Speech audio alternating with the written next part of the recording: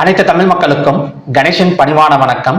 என்னோட channel subscribe பண்ணாதவங்க subscribe பண்ணிக்கோங்க. ஸோ வாங்க ஃப்ரெண்ட்ஸ், மார்க்கெட் பற்றி டிஸ்கஸ் பண்ணலாம். ஸோ எஸ்டர்டே ஒரு ஹேமர் கேண்டில் போட்டு ஒரு பை சைடு மாதிரி தான் பார்த்தீங்கன்னா டேட்டாஸ் கொடுத்துருந்தது. ஸோ ஸ்டார்டிங்கில் கொஞ்சம் கேப் அப் ஓப்பனிங் நடந்தாலுமே கூட ஸோ அதுக்கப்புறம் பார்த்தீங்கன்னா ஒரு செல்லிங், ஒரு மார்னிங் சைடெல்லாம் பார்த்தீங்கன்னா ஸோ நல்ல ஒரு செல்லிங் எடுத்து ஸோ அதுக்கப்புறம் ஒரு செகண்ட் ஹாஃபுக்கு மேலே மறுபடியுமே ஒரு ரெக்கவரி. நேற்று எப்படி நடந்ததோ ஸோ அதே மாதிரி தான் பார்த்தீங்கன்னா ஸோ மார்க்கெட் மூவ்மெண்ட் இன்னைக்கு நடந்திருக்கு. ஸோ ஃபர்ஸ்ட் ஹாஃப் கொஞ்சம் செல்லிங், செகண்ட் ஹாஃப் பார்த்தீங்கன்னா ஒரு ரெக்கவரி. ஸோ பேங்க் நிஃப்டியோட stocks, HDFC, State Bank of India இதெல்லாம் பார்த்தீங்கன்னா ஸோ செகண்ட் ஹாஃப்ல ஒரு நல்ல ரெக்கவரி எடுத்தது. பட் நிஃப்டியோட ஹைவேட்டேஜ் ஸ்டாக்ஸ் எல்லாம் பார்த்தீங்கன்னா அந்த அளவுக்கு ஒரு பெரிய ரெக்கவரி எடுக்கல. பட் ரெக்கவரிலாம் கம்ப்ளீட் ஆனது. ஆனால் ஆரம்பிச்ச இடத்துலேருந்து மறுபடியும் எண்டிங் கொடுத்ததா அப்படின்னு கேட்டிங்கன்னா Nifty stocks, fin Nifty stocks எல்லாம் பார்த்தீங்கன்னா அந்த அளவுக்கு ஒரு ரெக்கவரி கொடுக்கல. ஸோ பேங்க் நிஃப்டி மட்டும் இப்போதைக்கு ஒரு நல்ல ஒரு பையிங் க்ளோசிங் 203.65. இது ஒரு பெரிய பையிங் க்ளோசிங் கிடையாது. பட் இருந்தாலுமே கூட இந்த ஆல் டைம் ஹை பக்கத்தில் இருக்கிறனால ஸோ இந்த பையிங் க்ளோசிங்னால ஒரு கேப் அப் ஓப்பன் ஆகக்கூடிய ஒரு சான்சஸ் இருக்கு. ஸோ நான் ஆல்ரெடி நேற்றே நம்ம டிஸ்கஸ் பண்ணியிருந்தோம். 56,094 தான் பார்த்தீங்கன்னா ஒரு டெட் எண்ட் பேங்க் நிஃப்டியை பொறுத்த வரைக்கும்.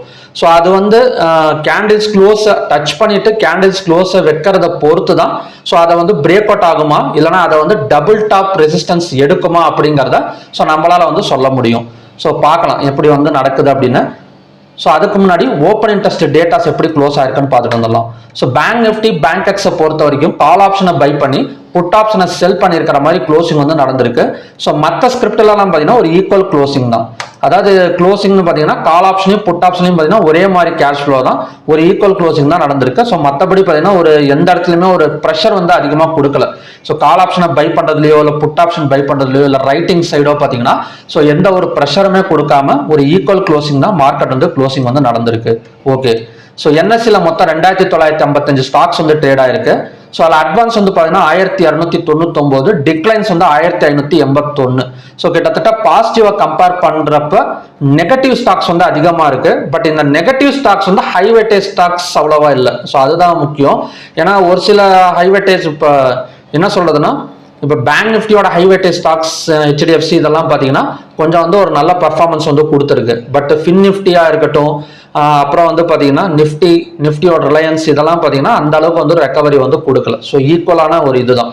ஸோ 52 வீக் ஹைல 64 ஸ்டாக்ஸும் 52 வீக் லோல பார்த்தீங்கன்னா 23 ஸ்டாக்ஸும். ஸோ கிட்டத்தட்ட இன்னுமே பார்த்தீங்கன்னா ஒரு 1 வீக்காவுமே 52 வீக் ஹையை நிறைய ஸ்டாக்ஸ் கிராஸ் பண்ணிக்கிட்டே தான் இருக்கு. ஸோ இன்வெஸ்டர்ஸ் இன்னமும் மார்க்கெட்டை ஒரு பையிங் ஸ்டேஜ்லயே தான் வச்சிருக்கிறாங்க. ஸோ என்னதான் ஒரு இறங்கி ஏறினா கூட ஸோ நீங்க பாத்தீங்கன்னாலே தெரியும் மார்னிங்ல ஒரு ஃப்ளோ ஆகுது. ஸோ செகண்ட் ஹாஃப்ல ஒரு இன்வெஸ்ட்மெண்ட்ஸ் உள்ளார கொண்டு மறுபடியும் பார்த்தீங்கன்னா க்ளோசிங் நல்ல ஒரு பை சைடு க்ளோசிங் வச்சுட்டு போயிடுறாங்க. ஸோ இன்னமும் பார்த்தீங்கன்னா ஒரு பை சைடில் தான் மார்க்கெட் இருக்கு. ஸோ அப்பர் சர்க்கியூட்ல ஒரு 100ம் லோயர் சர்க்கியூட்ல பார்த்தீங்கன்னா 71 ஸ்டாக்ஸும் பார்த்தீங்கன்னா க்ளோசிங் நடந்திருக்கு. ஓகே. ஸோ இந்த டேட்டாஸ், ஓப்பன் இன்ட்ரெஸ்ட் டேட்டாஸ் எல்லாம் வச்சு பார்க்குறப்ப ஸோ அகைன் பை ஆகிற மாதிரி தான் தெரியுது. ஸோ செக்டார் வைஸ் க்ளோசிங் எப்படி இருக்கு அப்படின்னா ஸோ செக்டார் வைஸ்ல பார்த்தோம் அப்படின்னா பேங்க் நிஃப்டி ஒரு நல்ல க்ளோசிங் 203.65. ஸோ ஃபின் நிஃப்டி 20.80, அது ஒரு பெரிய பாசிட்டிவ் கிடையாது. ஸோ இருந்தாலுமே ஒரு 0.08% க்ளோஸ் ஆயிருக்கு. ஸோ மற்றபடி பார்த்தீங்கன்னா IT sector, so IT sector எல்லாம் பார்த்தீங்கன்னா விழுந்துருச்சு. -432 பாயிண்ட்ஸ் டவுன் ஆயிருக்கு. கிட்டத்தட்ட 1.15% வரைக்கும் டவுன் ஆயிடுச்சு. So FMCG 347. ஸோ எஃப்எம்சிஜி பார்த்தீங்கன்னா தொடர்ந்து இறங்கிக்கிட்டே தான் இருக்கு. நேற்று மட்டும்தான் கொஞ்சம் இதாக இருந்தது. ஸோ அதுக்கு முன்னாடி ஒரு 1.5% இறங்குனது. ஸோ அதுக்கப்புறம் இன்னைக்கு பார்த்தீங்கன்னா 0.62% வரைக்கும் ஸோ டவுன் தான் இருக்கு. கிட்டத்தட்ட நிஃப்டி 50 ஸ்டாக்ஸ் எல்லாம் பார்த்தீங்கன்னா அவ்வளோ ரெக்கவரி நடக்கலை. ஓகே. ஸோ இந்த டேட்டாஸ் வச்சு செக்டார்ஸ் வைஸ் க்ளோசிங் எல்லாம் எப்படி இருக்குன்னு பார்த்தீங்கன்னா கொஞ்சம் நெகட்டிவ் சைடு தான் இருக்கு. ஸோ உங்களுக்கு பார்த்தீங்கன்னாலே தெரியும், ரெண்டே தான், PSU bank, media sector, fin Nifty, அப்புறம் பார்த்தீங்கன்னா பேங்க் நிஃப்டி. ஸோ இந்த 4 தான் பாசிட்டிவ் க்ளோசிங். ஸோ இதில் பிஎஸ்சி பேங்க் 2.88%, இது பார்த்தீங்கன்னா 0.37. ஸோ மற்ற ரெண்டுமே பார்த்தீங்கன்னா அந்த அளவுக்கு ஒரு பாசிட்டிவ் க்ளோசிங் கிடையாது. ஸோ செக்டார் வைஸாக நம்ம பார்த்தோம் அப்படின்னா கொஞ்சம் நெகட்டிவ்ல தான் க்ளோசிங் நடந்திருக்கு. So next high weightage stocks எப்படி இருக்குன்னு பார்க்கலாம். ஸோ ஹை வெயிட்டேஜ் ஸ்டாக்ஸை பொறுத்த வரைக்கும் நான் ஆல்ரெடி சொன்ன மாதிரி தான் HDFC, State Bank of India இந்த ரெண்டு மட்டும் தான் பாசிட்டிவே தவிர ஸோ மற்றதெல்லாம் பார்த்தீங்கன்னா ஒரு நெகட்டிவ் க்ளோசிங் தான். எல்லாமே பார்த்தீங்கன்னா ஒரு நெகட்டிவ் சைடு தான் க்ளோசிங் நடந்திருக்கு. ஸோ அது மட்டும் இல்லாமல் ஆட்டோ செக்டாரும் விழுந்திருக்கு. ஐடி செக்டாரும் பார்த்தீங்கன்னா நல்ல ஒரு செல்லிங். கிட்டத்தட்ட டிசிஎஸ் -34, இன்ஃபோசிஸ் எல்லாம் பார்த்தீங்கன்னா -22 பாயிண்ட்ஸ், கிட்டத்தட்ட 1.5%, 1.40%க்கு மேலே இன்ஃபோசிஸ் வந்து ஃபால் ஆயிருக்கு. ஸோ அப்படி இருக்கிறப்ப இந்த நிஃப்டி வந்து கண்டினியூஸாக செல் ஆகக்கூடிய சான்சஸ் வந்து இருக்கலாம். ஏன்னா பேங்க் நிஃப்டி, நிஃப்டி 50 ஆப்போசிட் டைரக்ஷனில் தான் இப்போதைக்கு வந்து ட்ராவல் ஆகிட்டு இருக்கு. ஸோ பேங்க் நிஃப்டி வந்து பை சைடு வந்து ஃபோக்கஸ் ஆகிட்டு இருக்கு. ஸோ நிஃப்டி 50 ஸ்டாக்ஸ் எல்லாம் பார்த்தீங்கன்னா கொஞ்சம் செல்லிங் சைடை வந்து ஃபோக்கஸிங் வந்து நடந்துட்டு இருக்கு. ஸோ இந்த டேட்டாஸ் எல்லாம் வச்சு பார்க்குறப்ப நமக்கு கண்டிப்பாக ஒரு கன்ஃபியூஷனாக தான் இருக்கும். ஏன்னா நம்மளுக்கு ஓப்பன் இன்ட்ரெஸ்ட் டேட்டா எந்த மாதிரி க்ளோஸ் ஆயிருக்குன்னு பார்த்தீங்கன்னா பேங்க் நிஃப்டி, பேங்க் எக்ஸ் பரவாயில்ல, மற்றதெல்லாம் பார்த்தீங்கன்னா ஈக்குவலாக இருக்கு. பட் ஹை வெயிட்டேஜ் ஸ்டாக்ஸ் எல்லாம் பார்த்தீங்கன்னா பேங்க் நிஃப்டி ஸ்டாக்ஸ் கொஞ்சம் பாசிட்டிவ்லையும், நிஃப்டி 50 மற்ற செக்டார்ஸ் எல்லாம் பார்த்தீங்கன்னா கொஞ்சம் நல்லா நெகட்டிவ்லையும் பார்த்தீங்கன்னா க்ளோசிங் வந்து நடந்திருக்கு. ஸோ டெக்னிக்கல்ஸ் வைஸ் பார்க்கலாம். ஸோ டெக்னிக்கல் வைஸ் நம்ம பார்த்தோம் அப்படின்னா, ஸோ பேங்க் நிஃப்டி ஒரு கேப் அப்ல ஓப்பன் ஆகக்கூடிய சான்சஸ் வந்து இருக்கு. ஸோ பேங்க் நிஃப்டி கேப் அப்ல ஓப்பன் ஆனாலோ இல்லை க்ளோஸுக்கு மேலே ஓப்பன் ஆகிட்டு ஹையர் கிராஸ் பண்ணாலோ ஸோ கண்டிப்பாக அடுத்த டார்கெட் வந்து 56,094 வரைக்கும் வரதுக்கான சான்சஸ் இருக்கு. ஸோ அது வரைக்கும் நம்ம வந்து பை வந்து ஃபோக்கஸ் பண்ணிக்கலாம். ஸோ பேங்க் நிஃப்டியா இருக்கட்டும், பேங்க் எக்ஸா இருக்கட்டும். ஸோ பேங்க் எக்ஸோட அடுத்த டார்கெட் வந்து கிட்டத்தட்ட 64,328. ஸோ ஹையாக பிரேக் அவுட் பண்ணால் ஒரு 200 to 300 பாயிண்ட்ஸுக்கு மேலேயே பார்த்தீங்கன்னா நல்ல ஒரு மேலே வரதுக்கான சான்சஸ் இருக்கு. ஏன் அப்படின்னா ஹை வெயிட்டேஜ் ஸ்டாக்ஸ் நல்ல ஒரு ரெக்கவரி. ஸோ நேற்று அதே மாதிரி தான் நடந்தது, செகண்ட் ஹாஃபுக்கு மேலே ரெக்கவரி. ஸோ இன்னைக்கும் செகண்ட் ஹாஃபுக்கு மேலே ரெக்கவரி. ஸோ தொடர்ந்து வந்து பார்த்தீங்கன்னா ஸோ பையர்ஸ் அண்ட் இன்வெஸ்டர்ஸ் வந்து உள்ளார வந்துகிட்டே தான் இருக்காங்க. ஓகே, ஸோ நெக்ஸ்ட் வந்து நிஃப்டி 50. ஸோ நிஃப்டி 50 பொறுத்த வரைக்கும் ஸோ ஹையர் பிரேக் அவுட் பண்ணால் பை சைடு வந்து ஃபோக்கஸ் பண்ணலாம், இல்லைன்னா லோவர் பிரேக் அவுட் பண்ணால் செல் சைடு வந்து ஃபோக்கஸ் பண்ணலாம். வேற வழி கிடையாது. ஏன்னா நம்ம ஆல்ரெடி பார்த்துருக்கோம். ஸோ டேட்டாஸ் அப்புறம் பார்த்தீங்கன்னா நமக்கு அந்த செக்டார் வைஸும் சரி, ஹை வெயிட்டேஜ் எல்லாமே பார்த்தீங்கன்னா கொஞ்சம் நெகட்டிவ் சைடு தான் காட்டுது. ஸோ அப்படி இருக்கிறப்ப ஸோ நம்ம ஒரு ஃபிளாட் மார்க்கெட் ஓப்பனிங் வந்து எதிர்பார்க்கலாம். அப்படி இல்லை அப்படின்னா ஒரு கேப் டவுன் ஓப்பன் நடந்தால் ஸோ கண்டினியூஸாக கீழே இறங்கிறதுக்கான சான்சஸ் வந்து இருக்கு. ஓகேங்களா? ஸோ நீங்க கேட்கலாம், பேங்க் நிஃப்டி பைன்னு சொல்றீங்க, இது எப்படி நெகட்டிவ்? சப்போஸ் HDFC எல்லாம் இறங்கிடுச்சு அப்படின்னா ஸோ ரெண்டுமே தானே நெகட்டிவ் எடுக்கும் அப்படின்னு நீங்க கேட்கலாம். So Bank Nifty lower break out பண்ணால் மட்டும் செல் சைடு வந்து ஃபோக்கஸ் பண்ணுங்க. ஸோ மற்றபடி ஃபிளாட் ஓப்பன் எல்லாம் நடந்தால் ஸோ நம்ம பை சைடே பார்த்தீங்கன்னா ஃபோக்கஸ் வந்து பண்ணிக்கலாம். ஏன்னா நிஃப்டி 50 வந்து பார்த்தீங்கன்னா கொஞ்சம் கன்ஃபியூஷனில் தான் முடிஞ்சிருக்கு. ஸோ இன்னைக்கு ஃபுல்லாமே நீங்கள் ட்ரேடிங்கில் கொஞ்சம் இதாக என்ன சொல்லிங்கன்னா பார்த்துக்கிட்டே இருந்தீங்கன்னா தெரியும். ஸோ அந்த அளவுக்கு வந்து ஒரு பெரிய டிசிஷன் வந்து எடுக்க முடியல நிஃப்டி 50. ஸோ மார்னிங்கில் இருந்த கேஷ் ஃப்ளோ ஒரு மாதிரியா இருந்தது ஓப்பன் இன்ட்ரெஸ்ட் டேட்டாவில். ஸோ அதுக்கப்புறம் போக போக பார்த்தீங்கன்னா ரொம்ப புவர் கேஷ் ஃப்ளோ. லாஸ்ட் டைமில் வந்து ஒரு ரெக்கவரி மாதிரி கொடுத்துருக்குறாங்க. ஸோ அதனால் ஹை லோயும் நீங்கள் மார்க் பண்ணி வச்சுக்கோங்க. ஹையாக பிரேக் அவுட் பண்ணால் ஸோ நம்ம வந்து பை சைடு வந்து ஃபோக்கஸ் பண்ணிக்கலாம். ஹையாக பிரேக் அவுட் பண்ணாலும் ஒரு கேப் அப் விழுந்தாலும் பை சைடு வந்து ஃபோக்கஸ் பண்ணிக்கலாம், இல்லைன்னா லோவர் பிரேக் அவுட் பண்ணால் செல் சைடு ஃபோக்கஸ் பண்ணிக்கலாம். நிஃப்டி 50யோட அடுத்த சப்போர்ட் ஜோன் வந்து 24,495 வரைக்கும் வரதுக்கான சான்சஸ் வந்து இருக்கு. ரெசிஸ்டன்ஸ் வந்து 25,110. ஓகேங்களா? ஸோ நெக்ஸ்ட் சென்செக்ஸ் பார்க்கலாம். ஸோ சென்செக்ஸும் சேம் தான், நிஃப்டி 50 மாதிரி தான். ஸோ ஃபின் நிஃப்டியை பொறுத்த வரைக்கும் இன்னைக்கு வந்து ஒரு செல் சைடு க்ளோசிங் தான். So sectors high weightage stocks எல்லாம் கொஞ்சம் செல் சைடு க்ளோசிங் தான். ஸோ லோவை பிரேக் அவுட் பண்ணட்டும். ஸோ லோவை பிரேக் அவுட் பண்ணால் செல் சைடு வந்து ஃபோக்கஸ் பண்ணலாம். ஸோ பையிங் ஃபோக்கஸ் பண்ணுறதுங்கிறது கொஞ்சம் ரிஸ்க் தான். ஸோ மிட் கேப் நிஃப்டியை பொறுத்த வரைக்கும் ஹையாக பிரேக் அவுட் பண்ணிட்டு தான் மேலே தான் கொண்டு போய் நேற்று க்ளோஸுக்கு மேலே தான் இன்னைக்கு க்ளோசிங்கும் நடந்திருக்கு மிட் கேப் நிஃப்டியில்.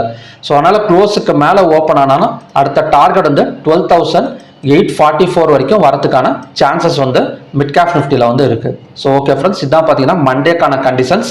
ஸோ ஒரு கன்ஃபியூஷனாக தான் இருக்கும். ஒரு 1 hour மார்க்கெட் வந்து ஒரு 1/2 hour to 1 hour வந்து மண்டே விட்டுருங்க. கண்டிப்பாக வந்து மார்னிங்லேயே ஏதாவது ஒரு பக்கம் ஒரு பெரிய வாலடைல் வந்து நடக்கலாம்.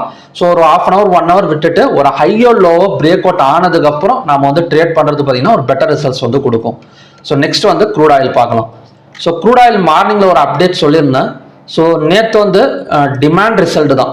நேற்று வந்து பார்த்தீங்கன்னா இன்வென்ட்ரி டேட்டா என்ன வந்தது அப்படின்னா ஒரு பாசிட்டிவ் ரிசல்ட் தான் வந்தது. அந்த பாசிட்டிவ் ரிசல்ட் வரதுக்குள்ளாரே பார்த்தீங்கன்னா மார்க்கெட் ஒரு 150 பாயிண்ட் காலி. ஸோ கீழே வந்துருச்சு, கிட்டத்தட்ட 5,205 வரைக்கும் வந்திருக்கு. ஸோ மார்னிங்கில் நான் ஒரு அப்டேட் கொடுத்துருந்தேன். ஸோ மார்னிங்லேயும் பார்த்தீங்கன்னா க்ரூட் ஆயில் வீடியோ வந்து போடுறேன், பாருங்கள், ரொம்ப யூஸ்ஃபுல்லாக இருக்கும். ஸோ ட்ரிபிள் பாட்டம் சப்போர்ட் வந்து எடுக்கிறதுக்கு சான்சஸ் இருக்கு. ஸோ இந்த ட்ரிபிள் பாட்டம் சப்போர்ட்டும் நேற்று வந்த டிமாண்ட் ரிசல்ட்டும் ஒன்று சேர்ந்தா ஸோ கண்டிப்பாக வந்து ஒரு ஒன் சைடு பை வந்து எதிர்பார்க்கலாம்னு சொல்லியிருந்தேன். ஸோ கிட்டத்தட்ட பார்த்தீங்கன்னா ஆரம்பித்த இடத்துலேருந்து இவ்வளோ இப்போ வரைக்கும் பார்த்தீங்கன்னா கிட்டத்தட்ட ஒரு 100 பாயிண்ட்ஸ் வந்து ரீச் ஆயிருக்கு. ஸோ அடுத்த ரெசிஸ்டன்ஸ் எது மார்க்கெட்டில் அப்படின்னு பார்த்தீங்கன்னா 5290. ஸோ 5290 வந்ததுக்கப்புறம் 5 minutes or 15 minutes candle red colour candle form ஆன செல்லிங் வந்து ட்ரை பண்ணலாம். ஸோ அதோட டார்கெட் வந்து பார்த்தீங்கன்னா 5205 வரைக்கும் வரதுக்கான சான்சஸ் இருக்கு. ஸோ கிட்டத்தட்ட இங்கே பார்த்தீங்கன்னா 70 to 80 பாயிண்ட்ஸ் பக்கம் ஒரு டவுன் சைடு வந்து எக்ஸ்பெக்ட் வந்து பண்ணலாம். ஓகேங்களா? சார்ட் கொஞ்சம் பெருசாக வச்சு காட்டுறேன். ஓகே, சப்போஸ் இந்த இடத்துல போகாம இப்போ மார்க்கெட் இங்கேருந்து கொஞ்சம் ஃபால் ஆகுதுன்னு வச்சுக்கோங்களேன், அடுத்த சப்போர்ட் எது அப்படின்னு பார்த்தீங்கன்னா 5205 வந்தால் ஸோ நம்ம வந்து பை வந்து ஸ்டார்ட் பண்ணலாம். இந்த இடத்துல பை எடுத்தோம் அப்படின்னா அகைன் இங்கேருந்து ஒரு 70 to 80 பாயிண்ட்ஸ் பக்கம் ஒரு அப்சைட் கொடுக்கறதுக்கான சான்சஸ் இருக்குது. ஸோ கண்டிப்பாக வாலட்டிலிட்டி வந்து இருக்கும். 5290ங்கிறது ரெசிஸ்டன்ஸ் ஜோன், 5205ங்கிறது பார்த்தீங்கன்னா சப்போர்ட் ஜோன் க்ரூட் ஆயிலை பொறுத்த வரைக்கும். ஸோ ஆல்ரெடி பை சைடு வந்து ஒரு நல்ல பாயிண்ட்ஸ் வந்து கொடுத்துட்டு இருக்கு. கிட்டத்தட்ட பார்த்தீங்கன்னா ஒரு 5170லேருந்து நமக்கு வந்து 170லேருந்து 270 ஒரு 100 பாயிண்ட்ஸ் பக்கம் ரீச் ஆகிடுச்சு. ஸோ இங்கேருந்து எடுத்தோம் அப்படின்னா இன்னுமே பார்த்தீங்கன்னா ஒரு 25 பாயிண்ட்ஸ் பக்கம் இந்த 5290 வரைக்கும் வரதுக்கான சான்சஸ் வந்து இருக்குது. ஸோ இந்த இடத்துல பை ட்ரை பண்ணுறது ரிஸ்க்குன்னு தோணுச்சு அப்படின்னா ஸோ நம்ம 5205 வந்தால் பை ட்ரை பண்ணலாம், இல்லைனா 5290 வந்தால் செல்லிங் வந்து ட்ரை பண்ணிக்கலாம் நம்ம ஒரு பேப்பர் ட்ரேடிங்காக. ஓகே, ஸோ நெக்ஸ்ட் வந்து பார்த்தீங்கன்னா natural gas. So natural gas காலையில் இன்டிமேட் பண்ணியிருந்தேன்.